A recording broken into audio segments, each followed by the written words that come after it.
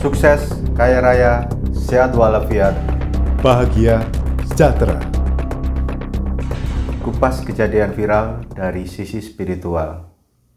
Bersama kami, spiritualis Ki Altro, kali ini membahas meneropong Capres 2024 dari sisi spiritual.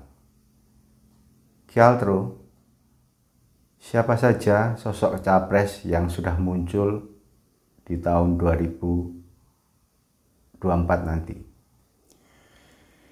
Kalau kita melihat konstelasi politik saat ini, ada beberapa nama yang masuk ke dalam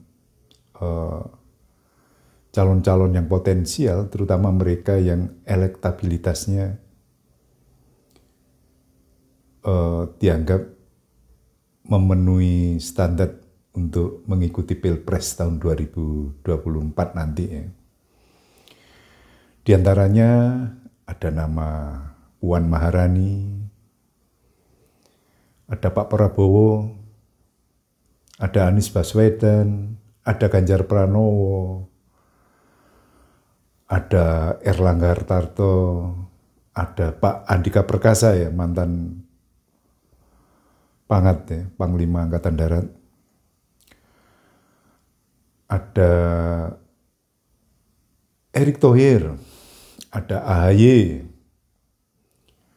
ada Caimin ya. Juga Bukoviva juga masuk radar Pilpres tahun 2024 nanti. Ada Gubernur Jawa Barat Ridwan Kamil, dan masih ada beberapa nama lagi ya yang elektabilitasnya di bawah itu. Tapi saya kira beberapa nama yang saya sebut tadi memang memiliki peluang untuk mencalonkan atau dicalonkan dari partai-partai politik yang memenuhi presiden threshold 20%. Kalau dari sisi spiritual, apa yang sebenarnya dipakai, parameternya yang dipakai untuk meneropong para capres ini sebenarnya apa yang dipakai? Jadi begini, calon presiden 2024 nanti jangan mendewa-dewakan hasil survei. Jadi jangan mendewa-dewakan elektabilitas. Orang yang elektabilitasnya tinggi itu bisa tergelincir. Kalau kita belajar dari Pilpres di Amerika antara Hillary Clinton dan Donald Trump kemarin, terus Pilkada DKI, itu juga banyak lembaga survei yang tidak tepat dalam memberikan elektabilitas pada calon-calon yang dianggap potensial. Jadi sekali lagi pesan saya, jangan mendewa-dewakan elektabilitas, bahwa elektabilitas itu bisa kandas, bisa tidak berhasil mencapai apa yang telah dihitung di atas kertas tadi. Jadi kalau Mas Priyo tadi menanyakan ini indikatornya apa orang yang akan terpilih sebagai presiden tahun 2024, itu secara spiritual orang itu bisa dilihat. Orang itu kalau kita melihat dari tabel David R. Hawkins, yaitu tabel Power and Force, orang itu bisa dilihat dari perilakunya, dari kiri kanannya. Nah, yang dimaksud kiri kanan itu bisa keluarganya, bisa orang tuanya, dari rumah tangganya, itu bisa dilihat. Karena power and force itu sangat dipengaruhi oleh banyak hal.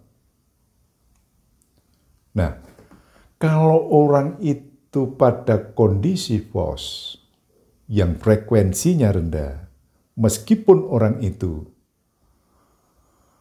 elektabilitasnya tinggi, oh itu survei yang salah. Kenapa dikatakan survei yang salah? Karena orang yang frekuensinya tinggi, dia pada posisi pos, tidak mungkin terpilih orang itu. Iya. Tapi kalau orang itu pada posisi power, artinya frekuensinya tinggi, apakah orang itu di level love, atau joy, lucky, dan sebagainya, dan sampai di atasnya. Tapi yang jelas, capres itu tidak mungkin levelnya sampai enlightenment, sebab enlightenment itu, atau orang yang sudah tercerahkan itu kan levelnya para nabi. Wali-wali. Para wali nabi itu di enlightenment. Tapi kalau seorang calon presiden itu pada level love itu, saya kira sudah bagus. Nah, siapa pertanyaannya yang sudah mencapai pada level itu? Apakah Pak Ganjar Pranowo, apakah Pak Prabowo, apakah Mbak Puan, apakah Anies Baswedan, apakah Pak Erick Thohir? Nah, yang namanya politik itu kan dinamis. Pilpresnya pun masih tahun 2024 bulan Februari, masih tahun depan. Artinya kita masih punya banyak waktu untuk mengamati perilaku mereka dan orang di sekitar dia. Setinggi apa frekuensi para calon ini akan kita teropong terus sampai H-1 pelaksanaan Pilpres Februari tahun 2024. Terima kasih. Jangan lupa dukung konten kami Dunia Spiritual, dan jangan lupa pula subscribe, like, komen ya, terutama komen. Kita akan menjawab semua komentar-komentar dari follower kami, agar kita ada komunikasi yang baik, agar kita juga mendapatkan masukan-masukan untuk memperbaiki konten kami. Terima kasih, ikuti terus saya Ki Altro, salam keajaiban.